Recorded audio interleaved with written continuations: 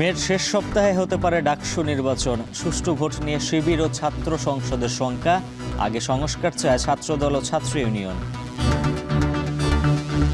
যেহেতু জাহাঙ্গীরনগর বিশ্ববিদ্যালয় হয়েছে, একই জিনিস ঢাকা বিশ্ববিদ্যালয়ের ক্ষেত্রে হচ্ছে কিনা সেটা আমাদের মনে প্রশ্ন জাগায়। সাধারণ শিক্ষাতে চাওয়া পাওয়া যেটা আমরা ধারণ করি, আমরা মনে করি যে সেটা হচ্ছে একটি কার্যকর পরিবেশ নিশ্চিত করা। 14 ঘন্টায়ও খোঁজ মেলেনি চট্টগ্রামের কাপাসগোলায় রিকশা উল্টে খালে পড়ে যাওয়া শিশুর। বেঁচে থাকার আশা ক্ষীণ, উদ্ধারে চলছে অভিযান। ঢাকা আরিচা মহাসড়কে দিনে দুপুরে ছিনতাই ডাকাতি। বাধা দিলে ছুরিকাঘাত, গ্রেপ্তারেও থামছে না অপরাধীরা, আতঙ্কে যাত্রীরা। নারী বিশ্বকাপে জায়গা পেতে বাঁচা মরার লড়াইয়ের মুখে বাংলাদেশ। কিছুক্ষণের মধ্যে মুখোমুখি হচ্ছে পাকিস্তানের বিপক্ষে।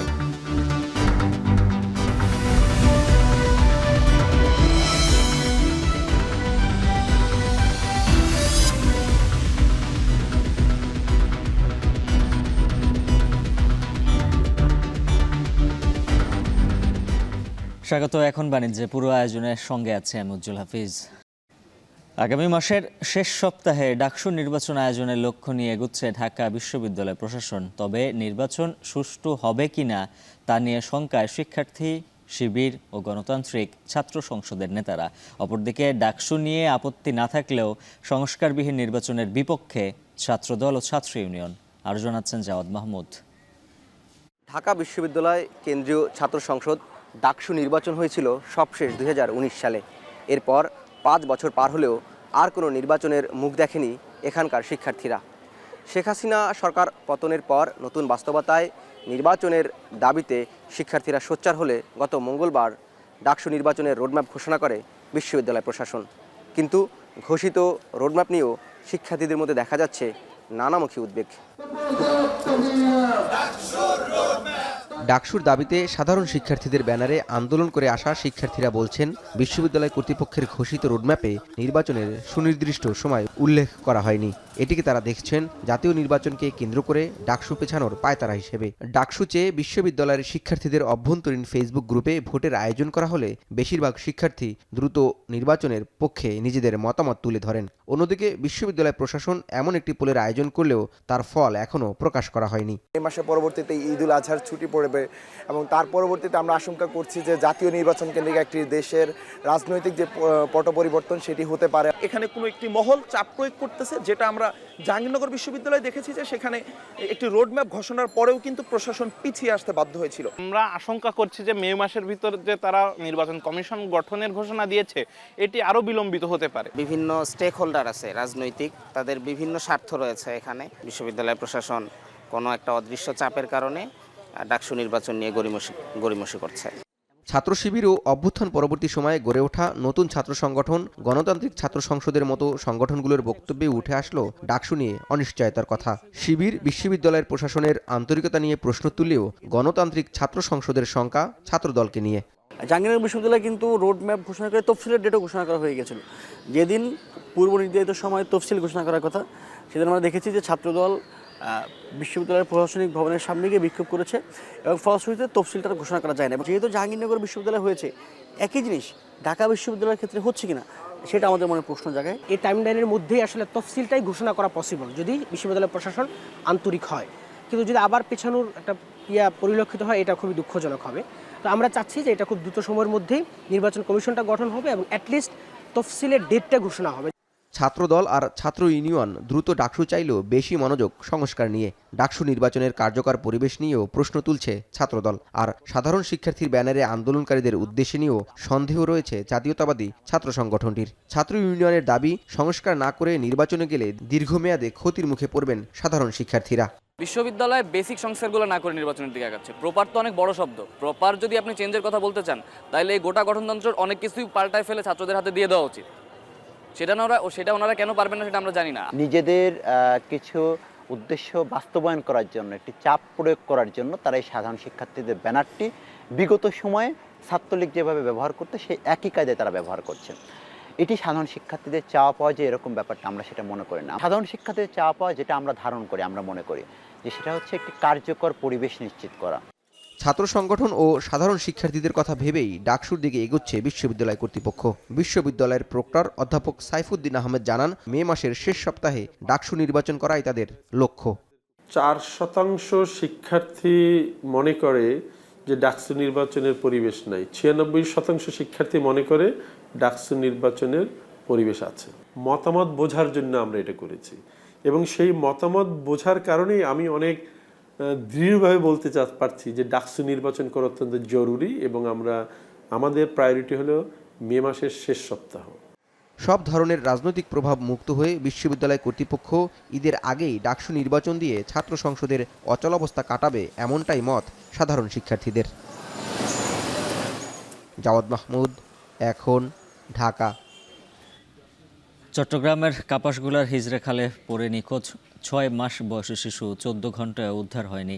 সকালে ফের উদ্ধার অভিযান শুরু করেছে ফায়ার সার্ভিস ও সিটি কর্পোরেশনের যৌথ দল। এ বিষয়ে বিস্তারিত জানাতে যুক্ত আছেন সহকর্মী হোসেন জিয়াদ। জিয়াদ, জানাবেন শিশুটির বেঁচে থাকার আশা তো ক্ষীণ, কি বলছে উদ্ধারকারী দল?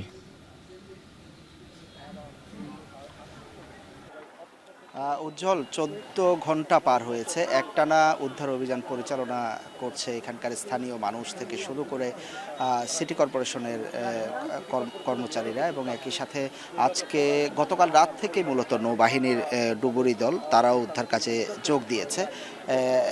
সকালে আমরা ফায়ার সার্ভিস গতকাল রাতে উদ্ধার অভিযান চালানোর পর আজ যোগ দেয়নি, কিন্তু নৌবাহিনীর যে বিশেষ টিম তারা আজকে সকাল থেকে আরও একটি টিম যোগ করে মোট 2টি টিম সেই খালে উদ্ধার অভিযান চালাচ্ছে। তার পাশাপাশি সিটি কর্পোরেশনের পরিচ্ছন্ন কর্মীদের আমরা এই মুহূর্তে দেখতে পাচ্ছি। মূলত হিজড়া খাল, যে খালে শিশুটি নিখোঁজ হয়েছে, সে খালটির প্রায় 1 কিলোমিটার এলাকা এসে আরেকটি বড় খালের সাথে, বাকলি এলাকা একটি বড় খালের সাথে সেটি মিশেছে, এবং সে খালের মুখে আমরা দেখছি যে এই মুহূর্তে পরিচ্ছন্ন কর্মী যারা রয়েছেন সিটি কর্পোরেশনের, তারা টানা উদ্ধার অভিযান চালিয়ে যাচ্ছেন, খোঁজ করছেন শিশুটির। মর্মান্তিক ঘটনা, এবং এই জায়গা থেকে প্রায় 1 কিলোমিটার এলাকা পুরোটা আমরা গতকাল রাত থেকে দেখেছি। ফায়ার সার্ভিসের যারা উদ্ধারকারী দল রয়েছে তারা একটানা বেশ কয়েকবার উদ্ধার কাজ চালিয়েছেন, সেখানে খুঁজেছেন। আজকে নৌবাহিনীর সদস্যদের আমরা দেখেছি অনেকটা দেয়াল তৈরি করে পুরো খাল ঘিরে রেখে তারা উদ্ধার অভিযান চালাচ্ছেন। তবে নৌবাহিনীর ডুবুরি দল যেটি বলছে যে এই খালে প্রচুর আবর্জনা রয়েছে, যেহেতু খালের পাশে সড়ক এবং বাসা বাড়ি রয়েছে, তারা অনেকটা ডাস্টবিনের মতো এই খালটিকে ব্যবহার করছে, এবং খালটি আমরা দেখতে পাচ্ছি প্লাস্টিক, ময়লা আবর্জনা, একেবারে সেই ময়লা আবর্জনা পেরিয়ে শিশুটিকে খোঁজা বেশ দুষ্কর বলছেন তারা। তারপর এই খালটিতে কিন্তু জোয়ার ভাটা হয় এখনও, ফলে কর্ণফুলী নদী থেকে যে জোয়ারের পানি আসে এবং ভাটার পানি যায়, সে কারণে এই খালটিতে তীব্র স্রোত ছিল। বলে অনেকেই ধারণা করছেন যে শিশুটি যেখানে পড়েছে তার থেকে আসলে, যেহেতু 6 মাসের শিশু, সেই সেহেরিস নাম, সেই শিশুটির ওজন খুব একটা বেশি নয়। তারা মনে করছেন যে যেই স্রোত, সেই স্রোতে সেটি হয়তো অনেক দূর ভেসে যেতে পারে। শুধু এটি নয় উজ্জ্বল, এর আগেও মর্মান্তিক এ ধরনের মৃত্যুর ঘটনা চট্টগ্রামে ঘটেছে খালে পড়ে গিয়ে। তার মূল কারণ হচ্ছে যে এই বড় বড় খাল বা নালাগুলো রয়েছে, সেই খাল নালার পাশে রিটেনিং ওয়াল না থাকা, কোনো ধরনের বেড়া কিংবা কোনো ধরনের নির্দেশনা না থাকা। কালকেও রিক্সা যোগে তারা আসলে যাচ্ছিলেন, এবং সামান্য বৃষ্টিতেই পুরো খাল এবং পাশের যে সড়ক সেটি একেবারে মিলেমিশে একাকার হয়ে যাওয়ায় রিক্সা চালক বুঝতে পারেননি যে কোথায় খাল, রিক্সা সহ সেটি উল্টে যায়। যদিও ভাগ্যক্রমে সেখানে রিক্সায় থাকা শিশুটির মা এবং দাদিকে স্থানীয় লোকজন এবং রিক্সা চালক মিলে উদ্ধার করেছেন, কিন্তু মায়ের কোল থেকে 6 মাসের সেহেরির শিশুটি ভেসে যায়, এবং এরপরেই পুরো নির্ঘুম রাত কাটিয়েছেন এখানকার স্থানীয় এলাকাবাসী, তার স্বজন থেকে শুরু করে উদ্ধারকারীরা। এর আগেও 2021 সালে চশমা খালে পড়ে গিয়ে 4 জন মারা গিয়েছেন। আগ্রাবাদে পড়ে কলেজ শিক্ষার্থী শিশু মারা গিয়েছেন। আজকে এই শিশুটি মারা গেল। এর আগে মুরাদপুরে একজন তরকারি ব্যবসায়ী খালে পড়ে যান, এবং তাকে 4 দিন খোঁজাখুঁজির পরও তাকে কিন্তু আর খুঁজে পায়নি উদ্ধারকারী কিংবা ফায়ার সার্ভিস দল। আজকেও প্রায় একই অবস্থা, 14 ঘন্টা পার হয়েছে। ছোট্ট শিশু আসলে কোথায় গিয়ে ভেসে, কোথায় গিয়ে ঠেকেছে সেটি আসলে কেউ বুঝতে পারছেন না। মূলত সবাই আশা করছেন অধীর আগ্রহে যে অন্তত আজকে খোঁজাখুঁজিও চলছে, এবং খালের পাড়ে যারা আছেন সবাই অধীর আগ্রহে অপেক্ষা করছেন যে হয়তো মরদেহটি যদি খুঁজে পাওয়া যায়। আর মানুষ কিন্তু ক্ষোভ প্রকাশ করছেন যে এত বড় প্রকল্প চলছে, সব মিলিয়ে এই যে অনিরাপদ খাল, তার পাশে বসতি, খালে কোনো নির্দেশনা না থাকা, রিটেনিং ওয়াল না থাকায় বারবার যে প্রাণহানি হচ্ছে সেটি নিয়ে আসলে নগরবাসী ক্ষুব্ধ। উজ্জ্বল। চট্টগ্রামে খালে পড়ে যাওয়া নিখোঁজ শিশু উদ্ধারে চলছে অভিযান। সে বিষয়ে বিস্তারিত জানাচ্ছিলেন সহকর্মী হোসেন জিয়াদ। সাভারের ঢাকা আরিচা মহাসড়কে দিনে দুপুরে একের পর এক ঘটছে ডাকাতি ও ছিনতাইয়ের ঘটনা। চলন্ত বাসে অস্ত্রের মুখে জিম্মি করে লুট করা হচ্ছে স্বর্ণালংকার, নগদ টাকা ও মোবাইল। সবশেষ গত 11 এপ্রিল এই মহাসড়কে দুটি ছিনতাইয়ের ঘটনায় যাত্রীদের মধ্যে তৈরি হয়েছে আতঙ্ক। হুমায়ুন কবিরের প্রতিবেদনে থাকছে বিস্তারিত। সাভারের ফুলবাড়িয়া বাসস্ট্যান্ড থেকে জাহাঙ্গীরনগর বিশ্ববিদ্যালয় পর্যন্ত প্রায় 7 কিলোমিটার এলাকায় দিনের আলোতেই প্রতিনিয়ত ঘটছে ডাকাতি ও ছিনতাইয়ের ঘটনা। ব্যাংকটাউন, শিমুলতলা, রেডিও কলোনি ও সিএনবি পয়েন্ট যাত্রীদের জন্য এখন আতঙ্কে পরিণত হয়েছে। এসব এলাকায় চলন্ত বাসে অস্ত্রের মুখে জিম্মি করে মোবাইল, টাকা পয়সা ও স্বর্ণালংকার লুটের ঘটনা ঘটছে অহরহ।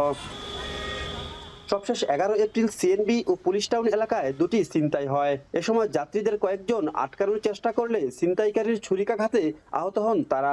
গত 2 মাসেই অন্তত 5 বার একই কায়দায় চলন্ত বাসে ছিনতাই ও ডাকাতির ঘটনা ঘটে।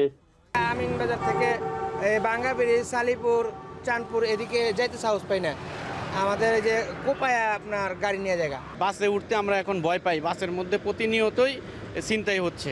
রাত্রেবেলা ধরেন যাত্রী ভাড়া করে নিয়ে দেয়, মাইরা ধরে রাইকে দিল। যেভাবে ছিনতাই হইতেছে আমরা অনেক আতঙ্কের ভিতরে আছি। সরকারের এটা বন্ধ করা উচিত। তবে পরিবহনে তল্লাশি চালানো সহ তৎপরতা বাড়িয়েছে পুলিশ। গ্রেপ্তারও হয়েছে কয়েকজন। আমরা চেকপোস্ট বসিয়েছি, যেটা উলাইল, গেন্ডা, ব্যাংকটাউন, রাসফুলবাড়িয়া সহ বিভিন্ন জায়গায় যখন তখনভাবে এটা প্রতিরোধ করে। আমাদের পুলিশ লাইন থেকে 15 জন ফোর্স নিয়ে এসেছি এবং সাভার থানা থেকে কয়েকজন অফিসার এখানে যুক্ত করা আছে, যারা 2 শিফটে, অর্থাৎ মর্নিং শিফট আর ডে শিফট, এর 2 শিফটে তারা এটা তল্লাশি করছে। যাকে সন্দেহ হচ্ছে তার বডি চেক করছে এবং ব্যাগ চেক করছে সবকিছু। মহাসড়কে ডাকাতি ও ছিনতাইয়ের ঘটনায় জড়িতদের দ্রুত আইনের আওতায় আনার দাবি সড়কটি ব্যবহারকারী যাত্রীদের। হুমায়ুন কবির, এখন সাভার। এতিমখানার ব্যাংক অ্যাকাউন্টে জমা আছে 1,15,00,000 টাকারও বেশি। আছে 4 তলা ভবন। এরপরও অস্বাস্থ্যকর পরিবেশে দিন কাটাচ্ছেন শতাধিক এতিম শিশু। থাকা, খাওয়া, খেলাধুলা সবকিছুতেই রয়েছে অভিযোগ। হবিগঞ্জ ইসলামিয়া এতিমখানার নানা অব্যবস্থাপনায় ক্ষুব্ধ সমাজসেবা কার্যালয়ও। কাজল সরকারের প্রতিবেদনে থাকছে বিস্তারিত।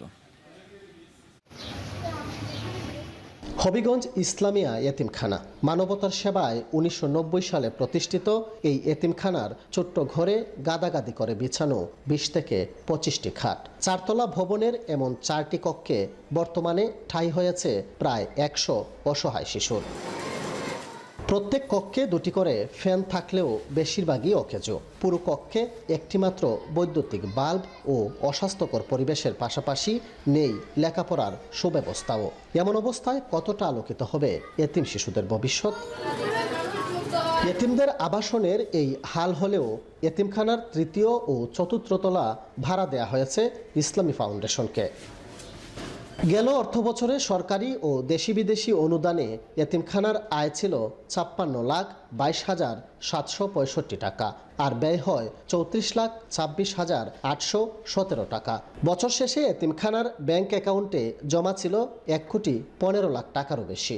এরপরও শিশুদের থাকা, খাওয়া, খেলাধুলা সহ প্রতিটি ক্ষেত্রেই কেন এত অভিযোগ? আমরা এরকম 17, 18, 19 জন থাকি। এখানে অনেকদিন যাবৎ একটা লাইট দিয়ে আমরা থাকতে আমরা পরে লেখার মধ্যে কষ্ট হয়। সপ্তাহে 4 দিন আর 5 দিন আর 2 দিন বাদ দেয়। দিন দেওয়া তো আগে প্রতি সপ্তাহে বৃহস্পতিবারে প্রায় 1 বছর মতো দিন দেওয়া হয় না। এতিমখানায় শিক্ষক, কর্মকর্তা, কর্মচারী হিসেবে আছেন 16 জন, যাদের মধ্যে 11 জন শিক্ষক কাজ করছেন নামমাত্র সম্মানিতে। শিশুদের কষ্টে উদ্বিগ্ন তারাও। এমনিতে চলতেছে, যদি আর একটু সাজানো গুছানো হইতো ভালো হইতো। তো আমরা চেষ্টা করতেছি ছাত্রদেরকে একসাথে সুন্দর করে রাখার। উপরে 2 তলা ভাড়া দেওয়া, এই কারণে আমরা যে রুমের মধ্যে আছে কিছু মানে বেশি হয়ে জায়গা, ছাত্র থাকার সংখ্যাটা বেশি হয়ে যায়। এসব বিষয়ে প্রশ্ন করলে এতিমখানার কার্যনির্বাহী পরিষদের ভারপ্রাপ্ত সাধারণ সম্পাদক জানান দ্রুতই হবে সমস্যার সমাধান। ইসলামিক ফাউন্ডেশন 2টা তলা এরা ভাড়া নিয়ে। মডেল মসজিদ হচ্ছে না আমাদের জেলায়, এটা যদি কমপ্লিট হয়ে যায় ওনারা চলে যাবেন সম্ভবত। আমাদের পর্যাপ্ত পরিমাণ আমাদের মাংস, গোশত, মাছ এগুলো আছে, আমরা আমাদের রুটিন অনুযায়ী আমরা দিয়ে থাকি। আমি এটা আরও ক্লিয়ার করব আগামীতে। এদিকে এতিমখানার অব্যবস্থাপনায় ক্ষুব্ধ জেলা সমাজসেবা কার্যালয় কার্যনির্বাহী পরিষদকে দ্রুত সভা আহ্বানের চিঠি দিয়েছে তারা। অপরিষ্কার অপরিচ্ছন্ন সব কিছুই, এক রুমের মধ্যে 17-18 জন করে থাকে এবং তারা ভবনের একটা অংশ একটি সরকারি প্রতিষ্ঠানকে ভাড়া দিয়ে রেখেছে। পরিবেশটা খুবই জঘন্য, আমি এক কথায় বলবো জঘন্য। আমার জানা মতে তাদের কোনো অর্থনৈতিক সংকট নাই, তারা প্রচুর দান সদকা এবং পেয়ে থাকেন, সহায়তা পেয়ে থাকেন। এতিমের টাকা ব্যাংকে ফেলে না রেখে সুস্থ ও নিরাপদ পরিবেশে শিশুরা যেন বেড়ে উঠতে পারে এমন প্রত্যাশা জেলাবাসীর। কাজল সরকার, এখন হবিগঞ্জ। 600 পরিচ্ছন্নতা কর্মী নিয়ে একযোগে রাজধানীর যাত্রাবাড়ি থেকে সাইনবোর্ড ও কাজলা থেকে স্টাফ কোয়ার্টার পর্যন্ত পরিচ্ছন্নতা কার্যক্রম চালালো ঢাকা দক্ষিণ সিটি কর্পোরেশন। শনিবার ভোর 6টা থেকে এই কার্যক্রম শুরু হয়। সময় উপস্থিত ছিলেন দক্ষিণ সিটির প্রশাসক মোহাম্মদ শাহজাহান মিয়া। কার্যক্রম পরিদর্শন শেষে সংক্ষিপ্ত সংবাদ সম্মেলনে তিনি জানান, সিটি কর্পোরেশনের আওতায় না থাকলেও জনস্বার্থে এই উদ্যোগ নেওয়া হয়েছে। দক্ষিণ সিটির প্রশাসক আরও জানান, যাত্রাবাড়ি থেকে সাইনবোর্ড পর্যন্ত মহাসড়কের পরিচ্ছন্নতা ব্যবস্থাপনা সিটি কর্পোরেশনের আওতায় আনার চেষ্টা করা হচ্ছে। এদিকে ডেঙ্গুর প্রকোপ কমাতে আগামী শুক্রবার থেকে দক্ষিণ সিটি কর্পোরেশনের 10টি জোনে বিশেষ পরিচ্ছন্নতা ও মশা নিধন কার্যক্রম শুরু করা হবে বলেও জানানো হয়।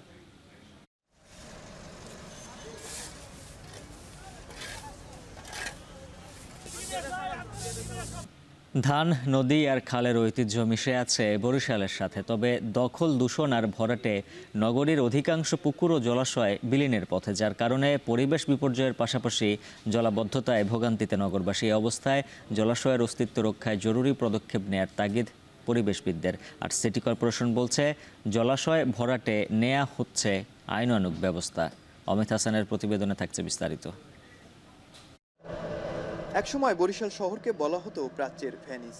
নদী, খাল, বিল ও জলাধারের কারণে ইতালির ভেনিস শহরের সঙ্গে ছিল এমন তুলনা। ভেনিস এখনো নদী খালের শহরে থেকে গেলেও বরিশাল থেকে এসবের অনেক কিছুই হারিয়ে গেছে। অপরিকল্পিত নগরায়নে একটি শহরের প্রাণ পরিবেশ কতটা সংকুচিত হতে পারে তার বড় উদাহরণ বরিশাল। নগরীর 19 নম্বর ওয়ার্ডের হাসপাতাল রোডে পরিবার পরিকল্পনা অধিদপ্তরের আওতাধীন মা ও শিশু কল্যাণ কেন্দ্রের পুকুরের চিত্র। 33% পুকুরের অর্ধেকের বেশি ইতিমধ্যেই ভরাট করে ফেলা হচ্ছে ময়লা আবর্জনা। দূষিত হচ্ছে পুকুরের পানি। দখল, দূষণ আর রক্ষণাবেক্ষণের অভাবে বরিশাল নগরীর বেশিরভাগ পুকুরের অবস্থা এমন বেহাল। পুকুরের যে পরিবেশ সেটা নষ্ট হয়ে গেছে এবং পানিটাও বর্তমানে নষ্ট হয়ে গেছে, কারণ ওটাকে দৃষ্টি দেওয়ার জন্য কোনো মানুষ আছে বলে মনে হয় না। পুকুরগুলো না থাকার কারণে আমাদের বরিশালের মানুষের জীবন খুব বিপদাপন্ন, বিপর্যয়ের মুখে আমরা পড়তে যাচ্ছি। আমার মনে হয় এই পুকুর জলাশয়গুলো রক্ষায় প্রয়োজনীয় উদ্যোগ নেওয়া প্রয়োজন। 2000 সালের পরিবেশ আইন অনুযায়ী কোনো পুকুর বা জলাশয় ভরাট দণ্ডনীয় অপরাধ। ব্যক্তিগত পুকুর বা দিঘি ভরাট করতে হলে পরিবেশ অধিদপ্তরের অনুমোদন প্রয়োজন। তারপরও একের পর এক জলাধার ভরাট করে স্থাপনা নির্মাণ হচ্ছে। তবে পরিবেশবিদদের অভিযোগ, এ নিয়ে প্রশাসন ও পরিবেশ অধিদপ্তরের দৃশ্যমান উদ্যোগ নেই। দেখে বোঝার কোনো উপায় নেই এটি নগরীর একটি পুকুরের চিত্র। এরকমভাবেই নগরীর বেশিরভাগ পুকুর দিন দিন দখল, দূষণ আর ভরাটে অস্তিত্ব হারিয়ে ফেলছে। পুকুরগুলো ভরাট করে তৈরি করা হচ্ছে বড় বড় দালানকোঠা সহ নানা স্থাপনা। সঠিক নজরদারির অভাবে পুকুরগুলো তার অস্তিত্ব হারাচ্ছে বলে মনে করছেন সচেতন মহলের নেতৃবৃন্দরা। খুব দ্রুত সময়ের মধ্যে নজরদারি বাড়ানো গেলে পুকুরগুলো এখনও টিকিয়ে রাখা সম্ভব বলেও মনে করছেন তারা। বরিশালের খাল, বিল, জলাশয়গুলি মূলত এগুলি ভরাট করা হচ্ছে এবং এই সুযোগে দুপাশ, খালের দুই পাশ ভরাট করা হচ্ছে, জলাশয়গুলিকে ভরাট করতে, এবং আমরা খুব উদ্বিগ্ন। আমরা মনে করতেছি ও কর্তৃপক্ষের যথাযথ উদ্যোগ নেওয়া উচিত এই ব্যাপারে। নদীর সাথে, ল্যান্ডের সাথে এবং পুকুরগুলির সাথে সম্পৃক্ত যে ডিপার্টমেন্টগুলো রয়েছে, সেই ডিপার্টমেন্টগুলো যদি পুকুরগুলো বা নদীগুলো, খালগুলো রক্ষা করার চেষ্টা নেয়, তাহলেই মূলত আমাদের সাথে এই সম্মিলিত উদ্যোগে সেই পরিবেশ রক্ষা করা আমাদের পক্ষে সম্ভব হবে। সিটি কর্পোরেশন বলছে, অনুমোদন ছাড়া পুকুর ভরাটের খবর পাওয়া গেলে ব্যবস্থা নেওয়া হবে। স্থানীয় থেকে যে কেউ আমাদের খবর দেয় যে এই জায়গায় এরকম একটা অবৈধ কাজ হয়েছে, তখন আমরা ব্যবস্থা নিতে পারি। এখন রাতের বেলায় তো আমাদের অফিস বন্ধ থাকে, তখন আমাদের অফিসার তো মাঠে থাকে না, তখন এই সমস্যাটা হয়। এবং বেশিরভাগ ক্ষেত্রে আমরা যতটুকু বুঝতে পারি যে বেশি রাতে তারা কাজগুলো করার চেষ্টা করে, তখন আমাদের সাথে সাথে যে অফিসার আছে তাদেরকে আমরা টিম সহ পাঠিয়ে দিই। 2010 সালের মাস্টার প্ল্যানের তথ্য অনুযায়ী বরিশাল নগরে 436টি পুকুর থাকলেও এখন 200 পুকুরেরও অস্তিত্ব নেই। পুকুর ও জলাশয়ের অস্তিত্ব রক্ষায় দখল ও দূষণের বিরুদ্ধে সমন্বিতভাবে কাজ করার তাগিদ সংশ্লিষ্টদের। অমিত হাসান, এখন বরিশাল। ফেনী জেলার 6টি উপজেলার অধিকাংশ গ্রামেই দেখা দিয়েছে খাবার পানির তীব্র সংকট। টিউবওয়েল দিয়ে পানি না ওঠায় এমন পরিস্থিতির তৈরি হয়েছে। পানির অভাবে গবাদি পশু পালন ও সংসারের দৈনন্দিন কাজকর্ম বাধাগ্রস্ত হচ্ছে। জনস্বাস্থ্য প্রকৌশল অধিদপ্তর বলছে, পানির স্তর নিচে নামার কারণেই টিউবওয়েলের এই দশা। সুলেমান ডালিমের প্রতিবেদন। একটু পানির জন্য প্রতিদিন এভাবেই কসরত করতে হয়। পুরো গ্রামের দু একটি টিউবওয়েলে অল্প পরিমাণে পানি থাকলেও অধিকাংশ টিউবওয়েলে নেই পানির ছিটে ফোটাও। বাধ্য হয়েই পুকুর, খালের পানি ব্যবহার করছে মানুষ। এমন চিত্র ফেনীর অধিকাংশ গ্রামের। গত 3 মাস যাবত আসলে আমাদের এলাকায় যে নলকূপগুলো রয়েছে এগুলোতে পানি পাওয়া যাচ্ছে না, এবং আমাদের যেসব মোটরগুলো আমরা ঘরে বসিয়েছি মানে খাওয়ার পানির জন্য, এই মোটরগুলোতে কোনো পানি পাওয়া যাচ্ছে না। পুকুরের পানি আমরা খাইতেছি, ব্যবহার করতেছি, লেফটিনে বা সপরিবারে সবকিছু এই পুকুর থেকে ব্যবহার করতেছি। ফেনী সদর, ফুলগাজী, পরশুরাম সহ 6 উপজেলার বিভিন্ন গ্রামের টিউবওয়েলে উঠছে না পানি। গেল জানুয়ারি মাস থেকেই টিউবওয়েল দিয়ে উঠানো পানির পরিমাণ একটু একটু করে কমতে থাকে। চলতি এপ্রিলের শুরু থেকেই এই সমস্যা তীব্র রূপ নিয়েছে। অনেক বাড়িতে মোটর বসিয়েও মিলছে না সমাধান।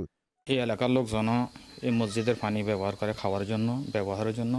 তারাও কঠিন পানির সমস্যায় পড়েছেন। গোসলের পানিও নাই, পুকুরের পানি শুকিয়ে গেছে, নদীর পানি শুকিয়ে গেছে, ও মোটরের পানি শুকিয়ে গেছে। পানির ভয়াবহ অভাব ফুলগাজী সদর ইউনিয়নের বৈরাগপুর গ্রামে। পুরো গ্রামে 2 শতাধিক টিউবওয়েলের মধ্যে পানি উঠছে মাত্র 2টি দিয়ে। এতে ভোগান্তি চরমে পৌঁছেছে গ্রামের বাসিন্দাদের। আমি ইলেকট্রিকের মোটরের কাজ করি, এই পানিগুলা নাই আমাকে বলে সবসময়। পানির সংকট বেশি, এটা সমাধান করার চেষ্টা করবে জন্য অনুরোধ করছি। এদিকে জনস্বাস্থ্য প্রকৌশল অধিদপ্তর বলছে, পানির স্তর 25 ফুটের বেশি নিচে নেমে যাওয়ায় হ্যান্ড টিউবওয়েলে পানি উঠছে না। সংকট থেকে উত্তরণে ভূগর্ভস্থ পানির ব্যবহার কমানোর পরামর্শ দেন অধিদপ্তরের নির্বাহী প্রকৌশলী। প্রায় প্রতি বছর আমরা লক্ষ্য করতেছি যে পানির লেয়ার 3 থেকে 4 ফিট করে নিচে নেমে যাচ্ছে, এবং এতে করে দেখা যাচ্ছে যে বেশিরভাগ টিউবওয়েলে পানি আসতেছে না। এবং শুধু ফেনীতে না, এই সমস্যাটা আমরা এখন সারা দেশ থেকে আমরা খবর পাচ্ছি যে প্রায় 60 থেকে 70% টিউবওয়েলে এই মুহূর্তে পানি খুব ডিফিকাল্ট। ভূগর্ভস্থ পানিটা আমরা চিন্তা ভাবনা করে ব্যবহার করতে হবে। আমাদের পানির অপচয় রোধ করতে হবে এবং অপ্রয়োজনীয় পানি তোলা যাবে না। তথ্য মতে ফেনীতে গভীর অগভীর মিলিয়ে টিউবওয়েল রয়েছে 1.5 লাখের বেশি, যার মধ্যে 70% অগভীর। এসব টিউবওয়েলের 75 ভাগেই উঠছে না পানি। সুলাইমান ডালিম, এখন ফেনী। ভারতের দিল্লিতে একটি ভবন ধসে অন্তত 4 জনের মৃত্যু হয়েছে। জীবিত উদ্ধার করা হয়েছে 14 জন বাসিন্দাকে। ধ্বংসস্তূপের নিচে এখনও 8 থেকে 10 জন আটকে থাকার আশঙ্কা করছে উদ্ধারকর্মীরা। ভারতীয় গণসংবাদ মাধ্যম এএনআইকে বিষয়টি নিশ্চিত করেছে দিল্লি পুলিশ। এনটিভি জানায়, শনিবার ভোররাতে দিল্লির উত্তর পূর্বাঞ্চলীয় জেলার মুস্তফাবাদে এই দুর্ঘটনা ঘটে। জাতীয় দুর্যোগ ব্যবস্থাপনা দলের সাথে উদ্ধার অভিযানে যোগ দিয়েছে দিল্লি দমকল ও পুলিশ বিভাগ। পুলিশ আরও বলছে, 4তলা ওই ভবনটিতে ধসে পড়ার আগে দিল্লির বেশ কিছু এলাকায় বজ্রসহ ভারী বৃষ্টি হয়েছে। মাটি আলগা হয়ে ভবন ধসে যাওয়ার ঘটনা এর আগেও দেখা গেছে বলে জানান স্থানীয়রা। গেল সপ্তাহে দিল্লির মধুবিহারে নির্মাণাধীন ভবন ধসে 1 জনের প্রাণহানি হয়। আগামী 22 ও 23 এপ্রিল কাতারে অনুষ্ঠিত আর্থনা শীর্ষ সম্মেলনে যোগ দেবেন প্রধান উপদেষ্টা ডক্টর মোহাম্মদ ইউনূস। তার এই সফর ঘিরে উৎসবের আমেজ দেশটির বাংলাদেশি কমিউনিটিতে। কাতারে বাংলাদেশের রাষ্ট্রদূত বলছেন, জলবায়ু পরিবর্তন ও দারিদ্র্য দূরীকরণে উল্লেখযোগ্য ভূমিকা রাখবে আর্থনা সম্মেলন। কাতার থেকে আনোয়ার হোসেন মামুনের প্রতিবেদনে থাকছে বিস্তারিত। কাতার ও অন্যান্য উৎস দেশগুলো জলবায়ু পরিবর্তন ও শুষ্ক পরিবেশের সঙ্গে খাপ খাইয়ে নিতে করণীয় নির্ধারণে দোহায় আগামী 22 ও 23 এপ্রিল অনুষ্ঠিত হতে যাচ্ছে আর্থনার শীর্ষ সম্মেলন। সম্মেলনে স্পিকার হিসেবে যোগদান করবেন বাংলাদেশের অন্তর্বর্তী সরকারের প্রধান উপদেষ্টা ডক্টর মোহাম্মদ ইউনূস। ডক্টর মোহাম্মদ ইউনূসের আসার খবরে খুশি কাতারে বাংলাদেশি কমিউনিটির লোকজন। সফরের মধ্য দিয়ে দুদেশের সম্পর্ক আরও জোরদার হবে বলে মনে করেন তারা। মাননীয় উপদেষ্টা সম্মেলনে কাতারে আসবেন, আশা করি উনি আমিরের সঙ্গে বৈঠকে লেবারের পাশাপাশি স্কিল ওয়ার্ক আনার ব্যাপারে আলোচনা করবেন। আমাদের প্রবাসীদের জন্য, আমাদের ব্যবসায়িকের জন্য, আমাদের লেবার কর্মী যারা আছেন সকলের জন্য যা যা করা দরকার আমরা আশা করি উনি সব কিছুই করবেন এবং খুব একটা ভালো বৈঠক হবে আমাদের মহামান্য কাতারের আমিরের সাথে। জলবায়ু পরিবর্তন ও দারিদ্র্য দূরীকরণে আর্থনার সম্মেলন উল্লেখযোগ্য অবদান রাখবে বলে মনে করেন কাতারে বাংলাদেশ রাষ্ট্রদূত। প্রধান উপদেষ্টা কাতারে আমির সহ দেশটির উচ্চপদস্থ কর্মকর্তাদের সঙ্গে সাক্ষাৎ করবেন বলে জানান তিনি। মহামহিম আমির এবং কাতারের উচ্চপদস্থ সকল মন্ত্রীবর্গ কিংবা বাংলাদেশের জন্য যাদের সাথে দেখা করা জরুরি তাদের সাথে উনি দেখা করবেন এবং আশা করি যে আমাদের মাননীয় প্রধান উপদেষ্টা মহোদয়ের যে পার্সোনাল ক্যাপাসিটি এবং উনি বিশ্বে যে সম্মান যে এনজয় করেন সেটার মাধ্যমে আমরা বাংলাদেশের জন্য এই সফর থেকে বেশ উল্লেখযোগ্য কিছু আমরা লাভ করতে পারবো।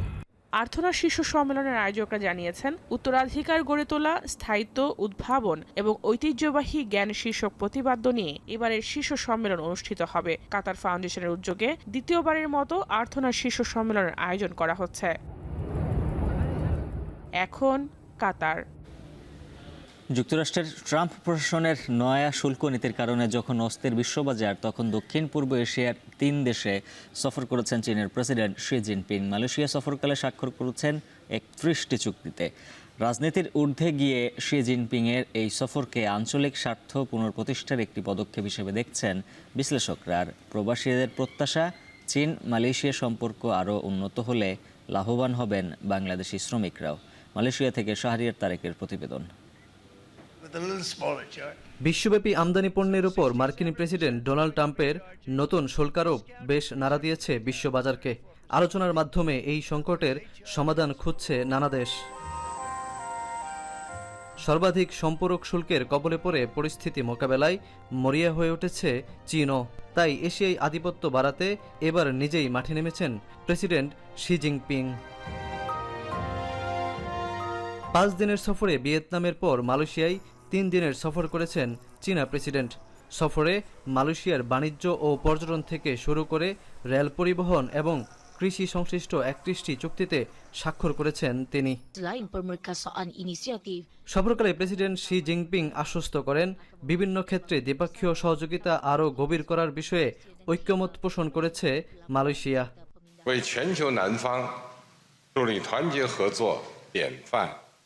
为促进地区乃至世界和平稳定繁荣。At a time when multilateralism is under tremendous strain, when some nations abandon the principles of shared responsibility and others question long-standing commitments. তবে চীনা প্রেসিডেন্টের সাম্প্রতিক এই সফরকে মার্কিন শুল্ক নীতির প্রতিক্রিয়া নয়, বরং চীনের দীর্ঘস্থায়ী আঞ্চলিক স্বার্থের পুনর্বাচন হিসেবে দেখছেন বিশ্লেষকরা। It might appear as if we are leaning towards China, but it does not necessarily mean that we are pro-China. Being China-friendly is not necessarily the same as pro-China. এদিকে প্রায় 12 বছর পর চীনা প্রেসিডেন্টের মালয়েশিয়া সফরে বাংলাদেশি শ্রমিকরা লাভবান হবে বলে আশা করছেন প্রবাসীরা। দেশটিতে চীনা বিনিয়োগ আরও বাড়লে সৃষ্টি হবে নতুন কর্মসংস্থান। প্রবাসীরা বলছেন, কর্মী চাহিদা পূরণে বাইরে থেকে শ্রমিক আনতে হবে মালয়েশিয়াকে, যার অংশীদার হবে বাংলাদেশি কর্মীরাও। Ultimately Malaysia as a country benefited হবে এবং Malaysia as a country benefited হলে, এগুলা স্থাপিত হলে তারা তাদের ম্যান পাওয়ার আমাদের দেশ থেকে, বাংলাদেশ থেকে এবং অন্যান্য যারা ম্যান পাওয়ার রপ্তানিকারক দেশ তাদের কাছ থেকে ম্যান পাওয়ার নিয়ে আসবে। Malaysia being a very important trade partner to China, stability maintain করার জন্য, ইন্টারন্যাশনাল হারমোনি মেনটেন করার জন্য such visits are very vital and very important. 2024 সালে চীন ও মালয়েশিয়ার মধ্যে মোট বাণিজ্য 484.12 বিলিয়ন রিঙ্গিতে পৌঁছেছে, যা মালয়েশিয়ার বৈশ্বিক বাণিজ্যের প্রায় 17%। সপ্তাহের শেষ কর্মদিবস শুক্রবারে মালয়েশিয়ার শেয়ার বাজারের সূচকও ঊর্ধ্বমুখী। সংশ্লিষ্টরা মনে করেন চীনা প্রেসিডেন্টের সফর এর মূল অনুঘটক। শাহরিয়ার তারেক, এখন মালয়েশিয়া। ইউক্রেনে যুদ্ধবিরতি নিয়ে মার্কিন প্রশাসনের তীব্র হচ্ছে দ্বিধা বিভক্তির সুর। যুদ্ধরত দুই পক্ষ আলোচনা কঠিন করে তুলছে অভিযোগ করে মধ্যস্থতাকারীর অবস্থান থেকে সরে দাঁড়ানোর হুমকি দিয়েছেন প্রেসিডেন্ট ট্রাম্প। তবে যুদ্ধবিরতির বিষয়ে আশাবাদী ভাইস প্রেসিডেন্ট ভান্স। এদিকে স্বল্প মাত্রায় হলেও যুদ্ধবিরতি আলোচনায় অগ্রগতির কথা জানিয়েছে মস্কো। নাফিয়া আরমান মননের প্রতিবেদন। পররাষ্ট্রমন্ত্রীর পর প্রেসিডেন্ট। ইউক্রেন প্রসঙ্গে মার্কিন প্রশাসনের দুই শীর্ষ কর্মকর্তার কণ্ঠে স্পষ্ট ব্যর্থতা ও ক্ষোভের সুর। মার্কো রুবিওর পর এবার ইউক্রেন যুদ্ধে মধ্যস্থতাকারীর অবস্থান থেকে যুক্তরাষ্ট্রকে সরিয়ে নেওয়ার হুমকি দিলেন ডোনাল্ড ট্রাম্প। শুক্রবার ওভাল অফিসে সংবাদ সম্মেলনে ট্রাম্প জানান, যুদ্ধবিরতির আলোচনা কঠিন করে তুলছে কিয়েভ ও মস্কো। এমনটা চলতে থাকলে মধ্যস্থতা করবে না ওয়াশিংটন। প্রেসিডেন্টের দাবি, দিন কয়েকের মধ্যে যুদ্ধবিরতির সম্ভাবনা নেই, যদিও শীঘ্রই যুদ্ধবিরতির বাস্তবায়ন চান তিনি। If for some reason one of the two parties makes it very difficult, we're just going to say you're foolish, you're fools, you're horrible people, and we're going to just take a pass. But hopefully we won't have to do that. No, Marco is right in saying it. We want to see it end. মার্কিন প্রেসিডেন্টের হুমকিতে ক্ষুব্ধ ইউক্রেনের জনগণ। তাদের দাবি, 1994 সালের Budapest চুক্তি ভঙ্গ করায় কিয়েভকে ফিরিয়ে দেওয়া হোক তাদের পরমাণু অস্ত্র। яку ми віддали добровільно, і тоді ми не будемо потребувати в їхньої допомоги. От і все. Треба максимально підтримати, щоб Росія зрозуміла, що їй треба йти на таку мить. Якщо вони не будуть підтримувати, ইরানের পরমাণু কর্মসূচিতে হামলা চালানোর বিষয়ে যেমন দ্বিধাবিভক্ত ছিল ট্রাম্প প্রশাসন, ইউক্রেন ইস্যুতেও লক্ষ্য করা গেছে একই রকম বিভক্তি। ইতালির প্রধানমন্ত্রীর সঙ্গে বৈঠক শেষে মার্কিন ভাইস প্রেসিডেন্ট জানান, ইউক্রেনের যুদ্ধবিরতির বিষয়ে আশাবাদী তিনি। Some of the things that have happened, even in the past 24 hours, we think we have some interesting things to report on, of course, in private. So these negotiations, I won't prejudge them, but we do feel optimistic that we can hopefully bring this war, this very brutal war, to a close. স্বল্প মাত্রায় হলেও যুদ্ধবিরতি আলোচনায় অগ্রগতির কথা জানিয়েছে Moscow. ক্রেমলিনের মুখপাত্রের দাবি, যুদ্ধ বন্ধে কূটনীতি অব্যাহত রাখবে রাশিয়া। В настоящий момент на этой неделе контактов не запланировано, но, с другой стороны, скажем так, налаженные контакты позволяют весьма и এদিকে রাশিয়াকে অস্ত্র দিয়ে সাহায্য করছে চীন। ইউক্রেনের প্রেসিডেন্টের এমন মন্তব্যকে ভিত্তিহীন বলে দাবি করেছে চীনের পররাষ্ট্র মন্ত্রণালয়। নাফিয়া আরমান মনন, এখন বিশ্ব। জাতীয় সংসদের এলডি হলে জাতীয় ঐক্যমত্য কমিশনের সাথে বৈঠক করছে জাতীয় নাগরিক পার্টি এনসিপি। সেখানে আছেন সহকর্মী বেলায়েত হোসাইন, যুক্ত হচ্ছে তার সঙ্গে। বেলায়েত, জানাবেন আজকের আলোচনায় কোন বিষয়গুলো তুলে ধরা হতে পারে আর এনসিপির পক্ষ থেকে?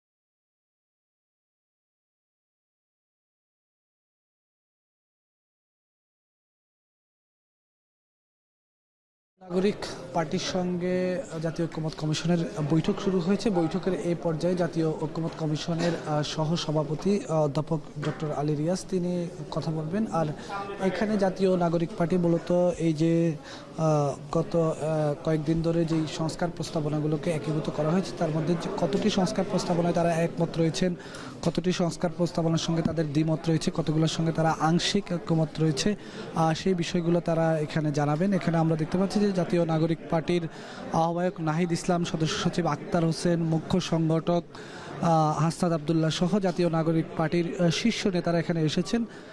তারা জাতীয় নাগরিক পার্টির সঙ্গে তাদের মতামতগুলো তুলে ধরবেন আগামী নির্বাচনকে ঘিরে, রাষ্ট্র সংস্কারকে ঘিরে। তো আমরা এই মুহূর্তে দেখতে পাচ্ছি যে এখানে জাতীয় ঐক্যমত্য কমিশনের চেয়ারম্যান অধ্যাপক ডক্টর আলী রিয়াজ তিনি কথা বলছেন। আমরা সরাসরি একটু তার বক্তব্যে চলে যাব, তবে তার আগে একটু বলে রাখি যে যে জাতীয় নাগরিক পার্টির নেতারা মূলত যেই দাবিগুলো নিয়ে এখানে এসেছেন তাদের মধ্যে যদি আমি একটু বলি, তারা বলছেন যে রাষ্ট্রভাষা বাংলার বিষয়ে আপত্তি নেই, তবে এটি হতে হবে দাপ্তরিক ভাষা। একই সঙ্গে তারা বলেছেন বাংলাদেশের নাগরিক বাংলাদেশ হিসেবে পরিচিত হবেন, সাথে বিভিন্ন জাতিসত্তার সাংবিধানিক স্বীকৃতি থাকতে হবে। আমরা একটু সরাসরি চলে যেতে চাই অধ্যাপক আলী রিয়াজের বক্তব্যে। তিনি কথা বলছেন এই মুহূর্তে। আমি জাতীয় নাগরিক পার্টির নেতৃবৃন্দকে আমাদের আহ্বানে সাড়া দিয়ে এখানে উপস্থিত হওয়ার জন্য, আমাদের সাথে আলোচনায় উপস্থিত হওয়ার জন্য আন্তরিকভাবে ধন্যবাদ জানাচ্ছি। জাতীয় নাগরিক পার্টির পক্ষ থেকে আমাদের পাঠানো স্প্রেডশিটের ব্যাপারে তাদের মতামতগুলো তারা দিয়েছেন, আপনাদের সেজন্য ধন্যবাদ। আজকে এখানে এই জাতীয় সংসদের ভবনের অংশ হিসেবে এখানে যে আজকে আমরা এসে কথা বলতে পেরেছি, কথা বলতে পারছি, একসাথে বসতে পারছি, তার সম্ভব করে তুলেছেন জাতীয় নাগরিক পার্টির আজকের যারা নেতৃবৃন্দ, তাদের আন্দোলনের কারণে। সে কারণে আপনাদের কাছে আমরা কৃতজ্ঞ। জাতি আপনাদের ইতিহাসের অংশ হিসেবে মনে রাখবে। বাংলাদেশের ইতিহাসের এক উজ্জ্বল অধ্যায় আপনারা তৈরি করেছেন, তার নেতৃত্ব দিয়েছেন, সেজন্য আপনাদের কাছে আবারও আন্তরিক কৃতজ্ঞতা।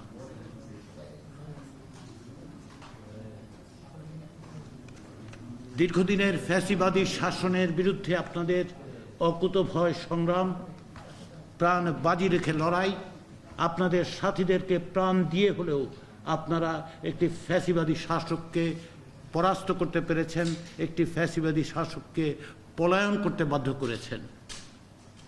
দীর্ঘ 15 বছর ধরে যে শাসন জগদ্দল পাথরের মতো বসেছিল আমাদের বুকের উপর, তাকে আপনারা আপনাদের দৃঢ়তা দিয়ে, সাহসিকতা দিয়ে, আপনাদের নির্ভীক অবিচল প্রচেষ্টার মধ্য দিয়ে লক্ষ লক্ষ মানুষকে আপনারা অনুপ্রাণিত করেছেন, যারা প্রাণ বাজি রেখে লড়াই করেছে, প্রাণ দিয়েছে এবং শেষ পর্যন্ত ফ্যাসিবাদী শাসকের বিরুদ্ধে বিজয়ী হয়েছে। সেই বিজয়ের পাশাপাশি আপনারা সুস্পষ্টভাবে বলেছেন যে আপনারা একটি নতুন রাজনৈতিক বন্দোবস্ত চান, এবং আপনাদের এই বক্তব্যের পরিপ্রেক্ষিতে দীর্ঘদিন ধরে যে আকাঙ্ক্ষা মানুষের মধ্যে ছিল, সেই আকাঙ্ক্ষা মূর্ত হয়ে উঠেছে এটা রাষ্ট্র সংস্কারের জন্য। এই অভাবনীয় এবং অভূতপূর্ব এক গণ অভ্যুত্থানের নেতৃত্ব দেওয়ার জন্য এবং তাকে আজকের দিনে বাংলাদেশের রাষ্ট্র সংস্কারের পথে অগ্রসর করে নেওয়ার জন্য আপনাদের সহযোগিতা, আপনাদের অবদান আমরা অবশ্যই কৃতজ্ঞতার সাথে স্মরণ করব, জাতি কৃতজ্ঞতার সাথে স্মরণ করবে। দেশের ইতিহাসে আকাঙ্ক্ষাকে কিভাবে পর্যদস্ত করা হয়, আমরা দেখেছি কি করে গণতন্ত্রের সংগ্রামের মধ্য দিয়ে যে বিজয় অর্জিত হয়, সেই বিজয়কে বিভিন্নভাবে ভুলুণ্ঠিত করা হয়। রাষ্ট্রকে কিভাবে এক ব্যক্তির করতলগত করে একটি শাসন ব্যবস্থা তৈরি করা হয়েছিল। আজকে সেই সম্ভাবনা আপনারা তৈরি করেছেন, আপনারা নেতৃত্ব দিয়েছেন, লক্ষ মানুষ আপনাদের ডাকে সাড়া দিয়ে পথে নতুন বাংলাদেশের সম্ভাবনার জায়গাগুলো আপনারা তৈরি করে দিতে পেরেছেন। এখন আমাদের কাজ সকলে মিলে যেন আমরা একটি নতুন বাংলাদেশ গড়তে পারি, যেন বাংলাদেশে ফ্যাসিবাদী শাসন ফেরত না আসে, যেন বাংলাদেশে গণতান্ত্রিক প্রতিষ্ঠানগুলো স্থায়ী রূপ নেয় এবং যেন মানুষের অধিকার প্রতিষ্ঠিত হয়।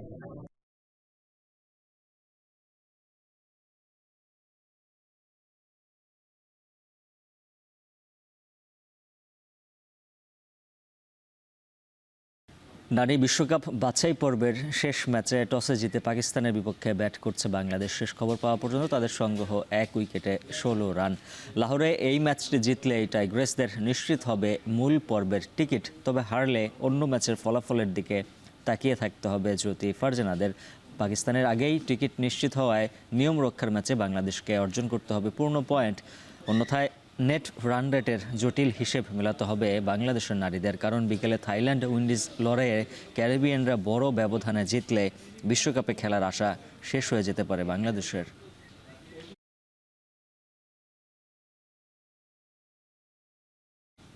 এখন বাণিজ্য শেষ করার আগে শিরোনামগুলো জানিয়ে দিচ্ছে আরও একবার। মের শেষ সপ্তাহে হতে পারে ডাকসু নির্বাচন, সুষ্ঠু ভোট নিয়ে শিবির ও ছাত্র সংসদের শঙ্কা, আগে সংস্কার চায় ছাত্রদল ও ছাত্র ইউনিয়ন। যেহেতু জাহাঙ্গীরনগর বিশ্ববিদ্যালয় হয়েছে, একই জিনিস ঢাকা বিশ্ববিদ্যালয়ের ক্ষেত্রে হচ্ছে কিনা সেটা আমাদের মনে প্রশ্ন জাগায়। সাধারণ শিক্ষার্থীদের চাওয়া পাওয়া যেটা আমরা ধারণ করি, আমরা মনে করি যে সেটা হচ্ছে একটি কার্যকর পরিবেশ নিশ্চিত করা। চট্টগ্রামে খালে পড়ে যাওয়া শিশু 14 ঘন্টা পর উদ্ধার, চকবাজারের নালাল থেকে 5 কিলোমিটার দূরে চাকতায় মিলেছে মরদেহ। ঢাকা আরিচা মহাসড়কে দিনে দুপুরে ছিনতাই ডাকাতি, বাধা দিলে ছুরিকাঘাত, গ্রেপ্তারেও থামছে না অপরাধীরা, আতঙ্কে যাত্রীরা।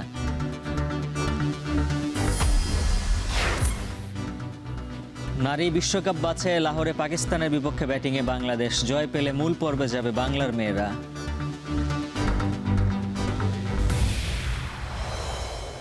আর এই ছিল এখন বাণিজ্যের আয়োজন। এখন টেলিভিশন ওয়েবসাইটে দেখুন এখন.টিভি, ফেসবুকে দেখুন facebook.com/tv.এখন, আর ইউটিউবে সরাসরি দেখতে ভিজিট করুন youtube.com/c/এখন TV।